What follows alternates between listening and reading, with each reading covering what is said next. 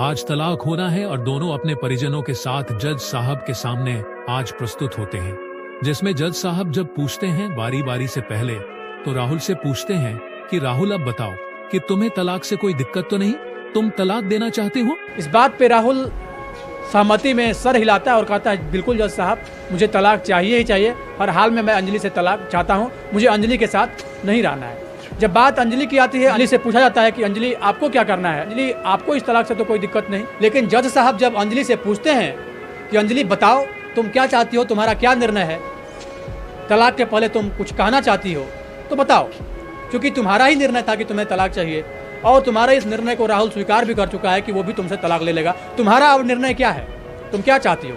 इस पे अंजलि बोलती है कि मुझे एक रात अपने पति के साथ, अपने हस्बैंड के साथ, अपने राहुल के साथ गुजारना है, मतलब सोना है, एक बेड पे उसके साथ सोना है। इस बात पे जज साहब अवाक रह जाते हैं और जज साहब आक्रोशित हो जाते हैं, गुस्सा हो जाते हैं और उनके मन में अचानक ये बात चलने लगता है कि हमने अपने सर्विस पीरियड के दौरान ऐसे लड़की को नहीं देखा जो खुद अपने तलाक के लिए तलाकनामा डाली हो और वही लड़की फिर आज कोर्ट में बोल रही हो कि वो अपने पति के साथ सोना चाहती है, वो अपने हस्बैंड के साथ एक रात बिताना चाहती है एक बेड पे।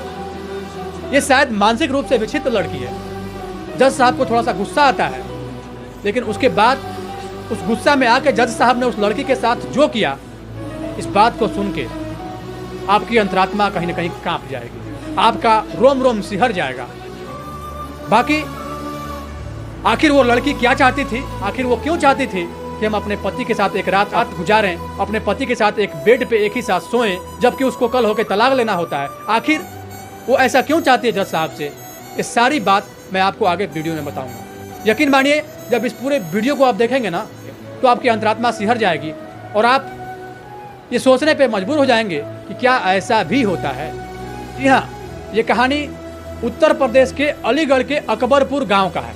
राहुल के साथ रहने के लिए अंजलि को इस बात पर अंजलि के घर वाले होते हैं थोड़ी सी नाराजगी भी जताते हैं और अंजलि को काफी भला बुरा बोलते भी हैं कि अंजलि तुम ये क्या कर रही हो सबके सामने, ऐसा तुम प्रस्ताव रख रही हो।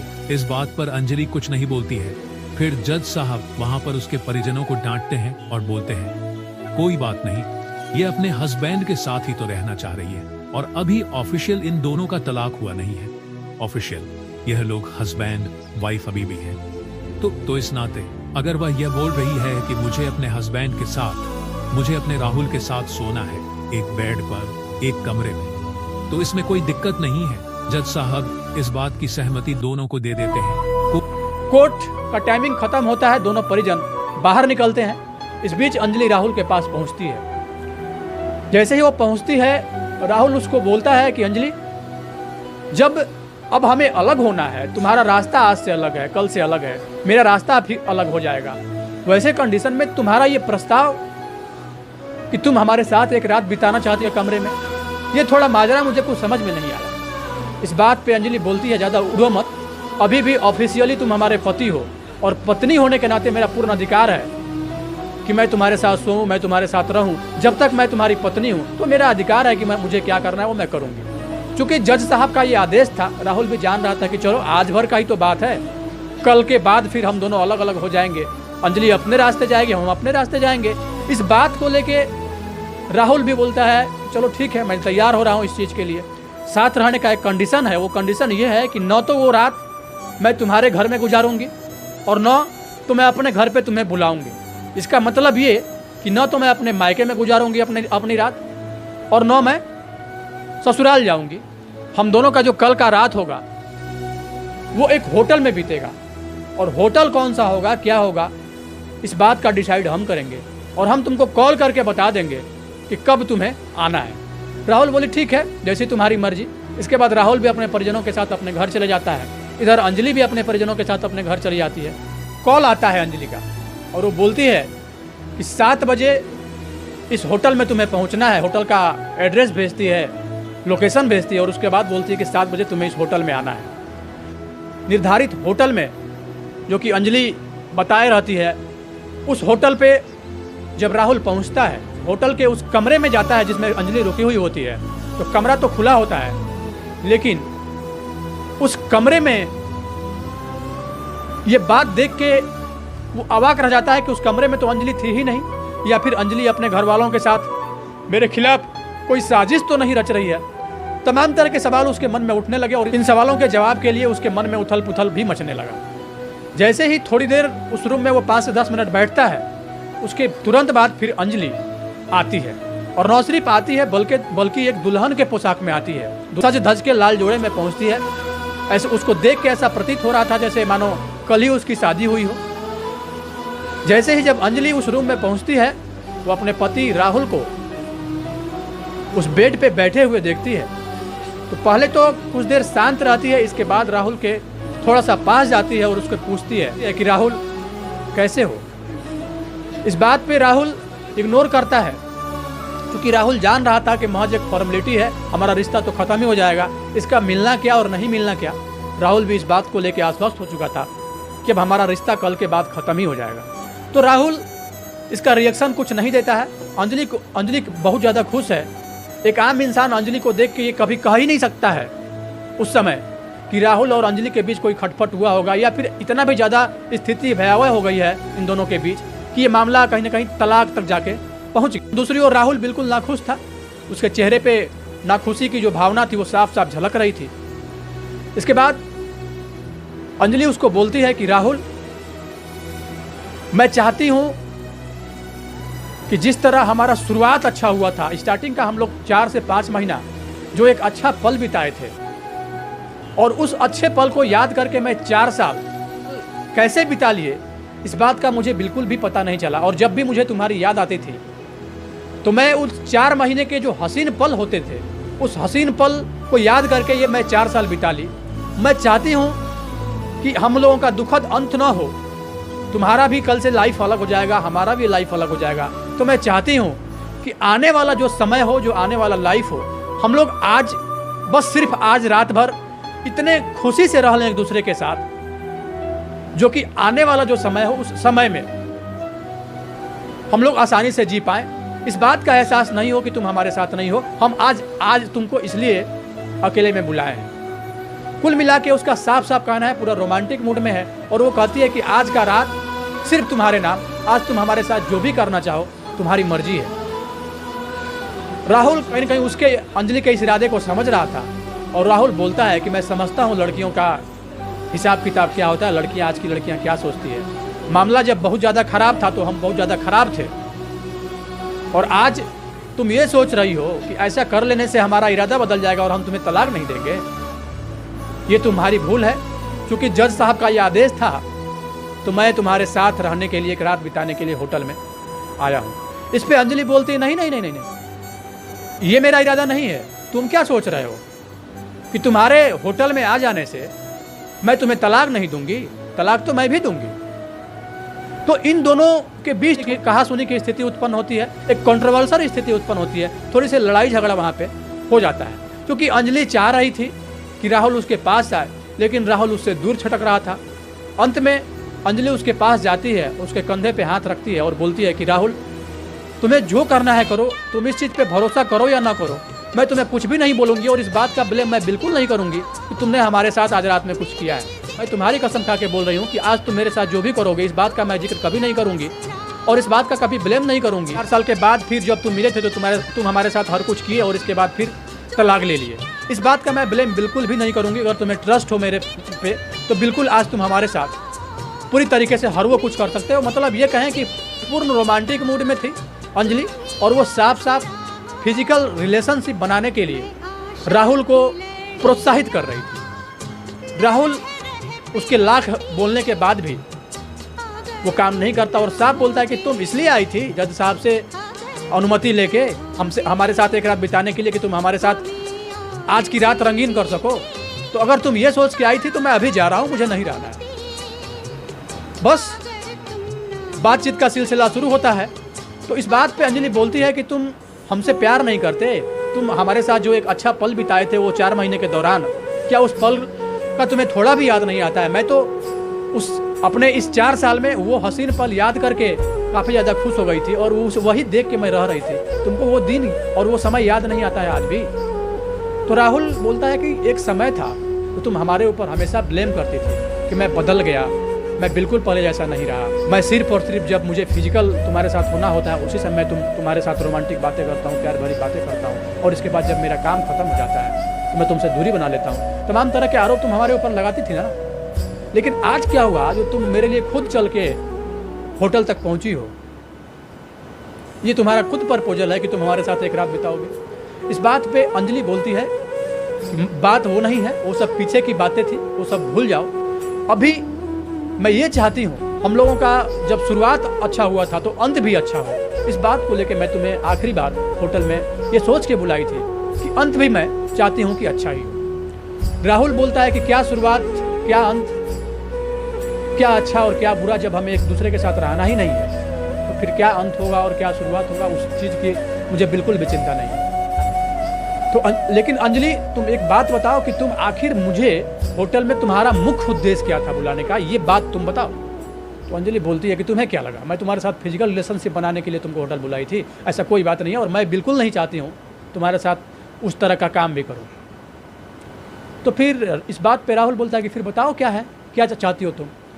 तो इस बात पे अंजलि बोलना स्टार्ट करती है कि जब तुम हमसे लास्ट बार कोर्ट में मिले थे 6 मंथ पहले, उसके पहले का जो तुम्हारा बॉडी लैंग्वेज था, जो तुम्हारा शरीर था, जो तुम्हारा फेस था, काफ़ी तुम अच्छे दिखते थे, तुम्हारा शरीर तंदुरुस्त था, तुम हट्टे कट्टे दिखते थे, तुम्हारी पर्सनैलिटी इतनी अच्छी थी कि तुम्हें कोई भी देख के आकर्षित तुम्हारी ओर हो जाता था।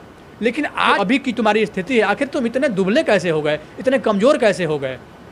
तुम्हारा आँख बिल्कुल धंस गया, तुम्हारा चेहरा बिल्कुल कुरूप हो गया, तुम्हारे फेस का लाइट ख़त्म हो गया, मतलब पूर्व के स्थिति की तरह तुम दिख ही नहीं रहे हो। आखिर क्या बात है। इस बात पे राहुल तो पहले ये बात बताने से मना करता है, बोलता नहीं नहीं बस ऐसे ही हो जाता है।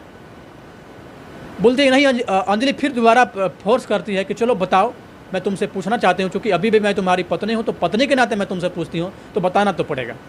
इस पर राहुल बोलना प्रारंभ करता है कि देखो, जब तुम चली गई मुझे छोड़ के, जो परिवार के सदस्य हैं वो भी तमाम तरह की बातें हमें बोलने लगे कि समाज में भी हमारी किरकिरी होने लगी, हमारे जो साथी थे वो भी तरह तरह की बातें करने लगे। कोई बोलने लगा कि तुम एक औरत को नहीं रख पाए, तुम क्या कर पाओगे, तमाम तरह के आरोप और प्रत्यारोप के दौर से मुझे इस बीच गुजरना पड़ा, और धीरे धीरे मैं अपने शरीर पर ध्यान देना बंद कर दिया।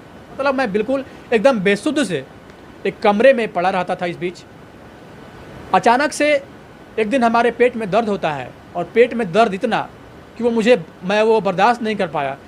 उसके बाद जब मैं डॉक्टर के यहाँ गया, डॉक्टर के यहाँ मैं जाके मैं एडमिट हो गया। डॉक्टर मेरा चेकअप किया, और चेकअप करने के बाद डॉक्टर ने साफ साफ कहा कि राहुल जी आपको ब्लड कैंसर है। तो मैं थोड़ा सा अवाक रह गया कि आखिर मुझे ब्लड कैंसर कैसे हो सकता है। तो इस बात पे डॉक्टर कहते हैं कि कहीं ना कहीं आपके लापरवाही की वजह से ये सारा कुछ हुआ है। ब्लड कैंसर एक ऐसा बीमारी है जो कि लाइलाज बीमारी है। ब्लड कैंसर को लेके थोड़ा सा अगर आदमी ध्यान दे अपने शरीर पे, तो थोड़ा उसका जो समय पीरियड है उसके लाइफ का थोड़ा बढ़ जरूर सकता है, लेकिन पूरी तरीके से नहीं बढ़ सकता है। जो एक तरह से एक सहज इंसान जी सकता है, उस तरह से एक ब्लड कैंसर से पीड़ित इंसान नहीं जी सकता है। और हो सकता है कि आने वाले 6 महीने में हमारे लाइफ का द एंड हो जाए। ये सब सोच के कि जब हमारी लाइफ ही नहीं रहेगी, आने वाले 6 महीने में मैं बिल्कुल, मेरा कहानी ख़त्म हो जाएगा, और जब मैं मर जाऊंगा उसके बाद फिर तुम्हारा क्या होगा, तुम कहाँ रहोगी। इन तमाम तरह के बात का जवाब मुझे चाहिए था, और मैंने अपनी अंतरात्मा से पूछा तो हमारी अंतरात्मा ने एक बात का जवाब दिया कि जब तुम ही नहीं रहोगे तो तुम्हारी पत्नी क्या, तुम्हारे बच्चे क्या, तुम्हारा लाइफ क्या। अंततः मैंने निर्णय लिया कि मैं भी तलाक दे दूँगा। हालांकि स्टार्टिंग में, शुरुआत में हमारी ऐसी कोई मनोदशा नहीं थी कि मैं तुम्हें तलाक दूं, लेकिन जब इस स्थिति से मैं गुजरा तो मैं तलाक दूं, इस निर्णय पे मैं पहुंच गया, क्योंकि मैं नहीं चाहता था कि हमारी पत्नी बनकर, हमारी विधवा बनकर तुम आने वाले समय में रहो, और तुम ऐसे लाइफ को स्ट्रगल करो आने वाले समय में जिसको लेके तुम्हें तमाम तरह के आरोप और प्रत्यारोप, एक निगेटिव दौर से तुम्हें गुजरना, तुम्हें समाज के नज़रों में गिरना पड़े। इस बात का ब्लेम भी होता, एक वाइफ के जिंदा रहते उसके हस्बैंड मर गए, जो निगेटिविटी अपने समाज में फैली होती है, उन सब चीज़ों का असर तुम्हारे ब्रेन पे ना हो। इन बातों का वो ध्यान में रखते हुए मैंने निर्णय किया कि मुझे भी तलाक लेना है।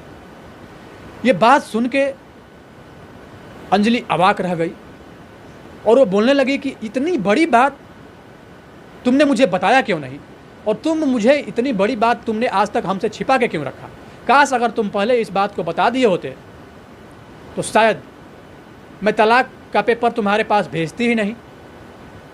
इस बात को लेके बहुत ज़्यादा सोच में अंजलि पड़ जाती है और रोने लगती है। लेकिन राहुल उसको समझाता है कि कोई बात नहीं अंजलि, तुम्हारा लाइफ कल से अलग है, मेरा लाइफ अलग है। मैं ये चाहता हूँ कि तुम मुझे तलाक दे दो, मैं भी तलाक दे रहा हूँ, और आज के बाद तुम अपने लाइफ में स्वतंत्र हो सकता है कि तुम्हारे घर वाले तुम्हारी शादी करवा दें, तुम अपना एक अच्छा लाइफ आगे चल के बिताओ। मैं क्यों तुम्हारे लाइफ में इंटरफेयर करूँ, क्योंकि मेरा लाइफ ही नहीं है आने वाले समय में, मेरे जीने का कोई मकसद ही नहीं है, क्योंकि मुझे पता है कि मुझे अभी कितना दिन जीना है। तो अंजलि बोलती है कि नहीं, मकसद मिल चुका है। बात करते करते सुबह हो जाती है। राहुल बोलता है कि सवेरा हो चुका, अब मैं अपने घर चलता हूँ, तुम अपने घर चले जाओ। इस बात पे अंजलि बोलती है ठीक है। अंजलि इस बात को सोचते हुए रहते कि आखिर जिस पति के लिए, जिस हस्बैंड के लिए हम सप्ताह में एक दिन भूखे रहे हैं, वो इसलिए क्योंकि हमारी पति की लंबी आयु हो जाए। और आज जब हमारा पति, आज हमारा हस्बैंड, आज हमारा राहुल इस दौर से गुजर रहा है जब उसको किसी के साथ की ज़रूरत है, उसको जीने का मकसद चाहिए, मैं उसके जीने का मकसद नहीं बन के उससे दूर जाना चाह रही हूँ। अचानक अपने आप को कोसने लगती है। इसके बाद दोनों अपने अपने घर पहुँच जाते हैं। अगले दिन 10 बजे फिर दोनों को कोर्ट में जाना होता है। दोनों अपने परिवार वालों के साथ कोर्ट में पहुँचते हैं, और पहुँचने के बाद जज साहब जब पूछते हैं, फिर से कोर्ट लगता है, जज साहब पूछते हैं कि राहुल क्या इरादा है। और जज साहब भी ये चाहते थे कि दोनों रिलेशनशिप में फिर से आएँ, और रिलेशनशिप में फिर से आने के लिए ही दोनों का एक अच्छा लाइफ व्यतीत हो आने वाले समय में, दोनों एक दूसरे से अलग ना हो, ये होने के लिए ही जज साहब ने 4 साल का टाइम दिया था कि इन 4 साल के दौरान जब दोनों एक दूसरे से दूर रहेंगे, दोनों को एक दूसरे की कमी खलेगी, तो हो सकता है कि दोनों फिर पास पास आ जाएं। इसलिए जज साहब ने निर्णय दिया था कि दोनों 4 साल एक दूसरे से दूर रह के देखेंगे, और इसके बाद जब ऐसा कुछ होगा फिर वो लोग अपना निर्णय लेंगे। तो जज साहब भी ये जानते थे कि हो सकता है कि दोनों जब साथ रहा है तो ये निर्णय दोनों अपना बदलेगा। राहुल से जब ये सवाल जज साहब इस आशा के साथ पूछते हैं कि राहुल का जो डिसीजन होगा वो ये होगा कि मैं तलाक अब नहीं लूँगा। कहते हैं कि क्या राहुल, तुम्हारा क्या इरादा है, तलाक के मामले पे क्या बोलना चाहते हो? तो राहुल बोलता है कि बोलना क्या जज साहब, मैंने तो अपना निर्णय कल भी सुनाया था और आज भी मैं सुना रहा हूँ, मुझे तलाक लेना ही लेना है, मुझे अंजलि के साथ नहीं रहना है। इसके बाद अंजलि से वो पूछते हैं कि अंजलि तुम्हारा क्या इरादा है। उनको जज साहब को लग रहा था कि जब राहुल ये चीज़ बोल रहा था, अंजलि की ओर से तलाक का पेपर भी आया था, तो फिर अंजलि को पूछने से पहले जज साहब को इस सवाल का जवाब पता था कि अंजलि भी यही बोलेगी कि नहीं, मुझे भी तलाक लेना है। अंजलि से जैसे ही जज साहब पूछते हैं कि अंजलि तुम्हारा क्या इरादा है, तुम क्या चाहती हो, जो अंजलि बोलती है ना, उस बात को सुन के जज साहब अवाक रह जाते हैं। अंजलि बोलती है कि मुझे तलाक लेना ही नहीं है, मैं चाहती हूँ कि मैं अपने पति राहुल के साथ ही रहूँ। अंजलि का ये सुनना और उसके घर वालों का मानो सिट्ठी पुट्ठी गुम हो गया ये सुन के कि उनकी बेटी कह रही है कि वो फिर से राहुल के साथ जाना चाहती है। इस बात पर जज साहब खुश हो जाते हैं, क्योंकि जज साहब को पता होता है कि नेगेटिव बोलेगी अंजलि कि नहीं मुझे तलाक लेना है, लेकिन अचानक से कल तक जो अंजलि बोल रही थी कि मुझे तलाक लेना ही लेना है, आज वो कैसे मना कर रही है कि तलाक नहीं लेना है। इस बात पे अंजलि आगे बात बोलना प्रारंभ करती है, क्योंकि जब इतने बुरे दौर से राहुल गुजर रहे हैं तो इसमें मेरा कोई हक नहीं है कि मैं इनको दुख में डाल के मैं इनसे ब्रेकअप करूँगा या मैं इनसे दूर हो जाऊँ। इस बात पे जज साहब बोलते हैं कि आखिर क्या हुआ है राहुल को, तुम बताओ, क्योंकि ऐसा कोई भी पेपर राहुल की ओर से या राहुल के घर वालों की ओर से कोर्ट में सबमिट नहीं किया गया था जिस पेपर से इस बात की पुष्टि हो जाए कि राहुल को ब्लड कैंसर हुआ है। तो इस वजह से जज भी इस बात से अनजान थे। फिर अंजलि बताना प्रारंभ करती है कि जज साहब, राहुल को ब्लड कैंसर है, और ब्लड कैंसर एक ऐसी बीमारी है जिससे इंसान ना वो घिर जाता है ब्लड कैंसर से कि उसके जो लाइफ है वो बहुत ही कम हो जाती है। जज साहब, डॉक्टर ने राहुल को बताया है कि 6 से 7 महीने ही तुम जीवन में सर्वाइव कर सकते हो, इसके बाद तुम्हारा कब आखिरी पल हो जाए इस बात की गारंटी मैं नहीं लेता हूँ। ये रहा डॉक्टर का रिपोर्ट। सारा रिपोर्ट जो कि होटल में वो राहुल से ले ली होती है, वो सारा रिपोर्ट सबमिट करती है, दिखाती है जज साहब को। जैसे ही अंजलि के दिए हुए डॉक्टर के उस रिपोर्ट को जज साहब देखे जज साहब के पैरों तले मानो ज़मीन खिसक गई। जज साहब उस रिपोर्ट को देख के ये सोचने लगे कि इतने बड़े भयानक बीमारी से राहुल गुजर रहा है और इसके बाद भी कोई भी एक दूसरी लड़की यहाँ पे होती तो खुशी खुशी इससे ब्रेकअप कर लेती, खुशी खुशी इससे तलाक ले लेती, वो उसको अपने रास्ते छोड़ देती और वो अपने रास्ते चली जाती। और उसके बाद भी अंजलि राहुल का होके ही रहना चाहती है। तो वाकई अंजलि आम लड़कियों से बिल्कुल अलग है और जज साहब उसके निर्णय का न सिर्फ सराहना करते हैं बल्कि उसके निर्णय को स्वीकार भी लेते हैं। कोर्ट अपना निर्णय ये सुनाती है कि अंजलि राहुल के साथ राहुल के घर जाएगी। जैसे ही ये निर्णय जज साहब सुनाते हैं, लड़की के घर वाले इस बात का विरोध करना प्रारंभ कर देते हैं और अंजलि को काफ़ी भला बुरा बोलते हैं। कोर्ट परिसर में अंजलि के घर वाले काफ़ी ज़्यादा हल्ला गुल्ला करने लगते हैं क्योंकि उनके घर वाले को ये उम्मीद नहीं था। और जब उसके घर वाले ये जान गए कि राहुल इतने बड़े भयानक बीमारी से गुजर रहा है तो अंजलि को समझाने की कोशिश करते हैं कि अंजलि, अब राहुल का जीवन ज़्यादा दिन नहीं है, मुश्किल से 5 से 6 मंथ ये सर्वाइव कर सकता है। ऐसे कंडीशन में तुम्हें इसके साथ रहना बिल्कुल भी ठीक नहीं है। अच्छा ये रहेगा कि तुम इसको छोड़ दो और हम तुम्हारी शादी कहीं और करा देंगे। इस बात को लेकर अंजलि अपनी नाराज़गी साफ जताती है और कहती है बिल्कुल नहीं, अब इतने बड़े दौर से राहुल गुजर रहा है, वैसे कंडीशन में मैं राहुल को छोड़ के बिल्कुल अलग नहीं रह सकती। ये कह के वो राहुल के साथ चली जाती है। राहुल फिर भी इस बात को लेकर मना करता है कि अंजलि वापस लौट जाओ, हमारे लाइफ की कोई गारंटी नहीं है, तुम हमारे साथ आके फिर क्यों अपना समय बर्बाद करना चाहती हो। लेकिन अंजलि बोल देती है कि मैंने 7 फेरा लिया है, 7 जन्मों तक साथ निभाने के लिए, तुमसे दूर जाने के लिए नहीं। मैं जब भी रहूँगी तो तुम्हारे साथ ही रहूँगी और दुनिया की कोई पावर, दुनिया की कोई ताकत तुझे मुझसे अलग नहीं कर सकती। आजकल पति पत्नी के रिश्ते ज़्यादा दिन टिक नहीं पाते। सच में हर पति पत्नी को एक दूसरे की भावनाओं को समझना चाहिए, एक दूसरे की कदर करनी चाहिए, जैसे अंजलि और राहुल।